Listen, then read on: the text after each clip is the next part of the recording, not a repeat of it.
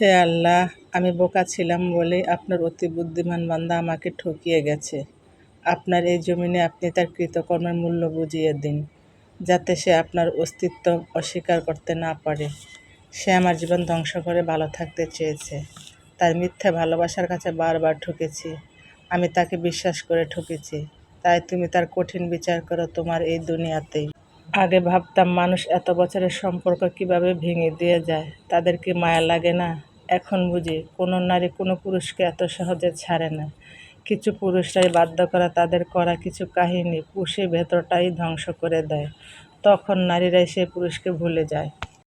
বেশি গুরুত্ব দিলে বিড়ালও নিজেকে বাঘ মনে করে। যখন আপনি কাউকে গুরুত্ব দিবেন, মূল্যায়ন করবেন, তখনই আপনাকে ঠকতে হবে। এই সত্যটা মানুষ অনেক দেরিতে বুঝতে পারে, যখন আর কিছু করার থাকে না। আপনি যত ভালোবাসা প্রকাশ করবেন, ততই সস্তা হয়ে যাবেন। কথাগুলো মিলিয়ে নেবেন। আসসালামু আলাইকুম, কেমন আছেন আপনারা সবাই? আশা করছি আল্লাহর অশেষ রহমতে আপনারা সবাই ভালোই আছেন। আলহামদুলিল্লাহ, আল্লাহ তাআলা আমাদেরকেও ভালো রেখেছে। প্রতিবারের মতো আজও নতুন একটা ভিডিও নিয়ে আপনাদের মাঝে হাজির হলাম।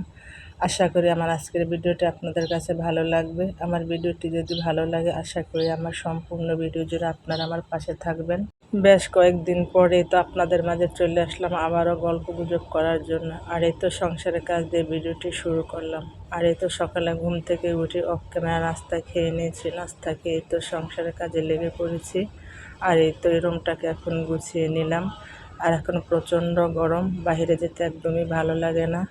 বাসার ভিতরে থাকতেই ভালো লাগে। বাসার ভিতরে যতই কাজ করি না কেন কোনো গায়ে লাগে না, কিন্তু বাইরে একটু গেলে খুব গরম লাগে। আর খুবই গরম পড়েছে।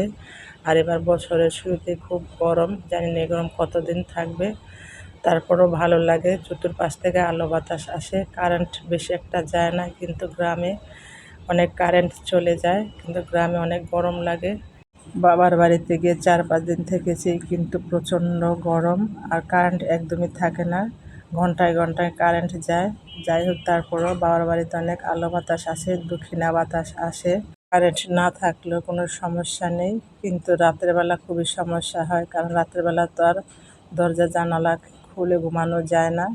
তখন কারেন্ট চলে গেলে একটু সমস্যা হয়।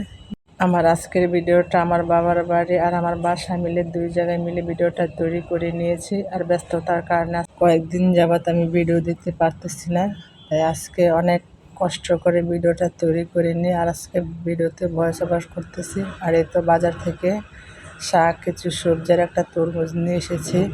আর বাজারে গেলে কি শাক সবজি খাবো, কোনো কিছুই ভালো লাগে না। আর খাওয়ার মধ্যে আমার ছেলেরা ভিন্ডি দিয়ে মাছ দিয়ে রান্না করলে পছন্দ করে, আর এলো কচুরমুখী পছন্দ করে। আর প্রতিদিন তো কচুরমুখী ভিন্ডি রান্না করা যায় না, কিন্তু তাদের জন্য রান্না করতে হয়। আর আমার জন্য পাট শাক নিয়ে আসলাম। আর এই তো আমি অফ ক্যামেরায় তরকারিটাকে কষিয়ে ঝোল দিয়ে মাছ দিয়ে নিয়েছি। এখন তরকারিটা ফুটে গিয়েছে, তরকারিটাকে নামিয়ে নেব। আর গরমের মধ্যে ভিন্ডি তরকারি ঝোল ঝোল করে রান্না করে খেলে খুবই ভালো লাগে। যে গরম পড়েছে, ঝোল তরকারি খাওয়াই সবার জন্য ভালো, স্বাস্থ্যের জন্য ভালো। ভিডিওর শুরুতে আপুদের কাছে একটা রিকোয়েস্ট করে নিচ্ছি, যারা আমার ভিডিওটি দেখছেন প্লিজ আমার ভিডিওতে একটা লাইক দিয়ে ভিডিওটি কন্টিনিউ করুন, কারণ আপনাদের একটা লাইক ভিডিওটি আর অসংখ্য মানুষের কাছে পৌঁছে দেবে। আর আমার কথার মধ্যে কোনো ভুল ত্রুটি হলে আমাকে ক্ষমা করে দিবেন। আর আমার ভিডিওর কোনো অংশ যদি ভালো লেগে থাকে, প্লিজ আমার চ্যানেলটি সাবস্ক্রাইব করে আমার পাশে থাকবেন। সাথে থাকা বেল বাটনটি ক্লিক করে অল অপশনটি সিলেক্ট করে রাখবেন। যখন কোনো নতুন ভিডিও আপলোড করব, সাথে সাথে নোটিফিকেশন পেয়ে যাবেন। তখন সময় সুযোগ করে আমার ভিডিওটি দেখে নিতে পারবেন। আর যারা অলরেডি কাজটি করে নিয়েছেন, সবাইকে অসংখ্য ধন্যবাদ।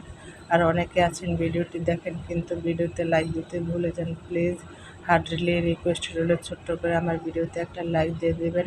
লাইক নিয়ে কেন কিপটামি করেন বুঝি না, লাইক দিলে তো আপনাদের কোনো ক্ষতি হবে না। একটা লাইক একটা শেয়ার কাজ করে, ভিডিওটা আরও 10 জন মানুষের কাছে পৌঁছে দিতে সাহায্য করে। আর লাইক দেখলে মোটিভেট হই, নতুন ভিডিও বানানোর আগ্রহ বাড়িয়ে দেয়। আপনাদের জন্য অনেক কষ্ট করে ভিডিও বানায়, একটা ভিডিও বানাতে অনেকটা কষ্ট হয়। সংসার সামলে, বাচ্চা কাচ্চা সামলে ইউটিউবে ভিডিও ছাড়া অনেকটা কষ্টের ব্যাপার। তাই আমার কষ্টের কথা বিবেচনা করে আমার পুরো ভিডিওর অংশ জুড়ে থাকবেন। এই ভিডিওটি টেনে টেনে দেখবেন না, হয়তো দেখতে দেখতে ভালো লেগে যেতে পারে, আর ভালো লাগা থেকে ভালোবাসার সৃষ্টি হয়ে যেতে পারে। আর আমি তো প্রথমেই বলেছিলাম আমার ভিডিওটি 2 জায়গায় মিলে তৈরি করে নিয়েছি। আর এই তো বাবার বাড়িতে কাঁঠাল গাছে কতগুলো কাঁঠাল ধরেছে সেগুলো দেখতেছি। আর কাঁঠাল আমার কাছে খুবই ভালো লাগে, গাছের মধ্যে ফলমূল দেখলে আমার কাছে খুবই ভালো লাগে।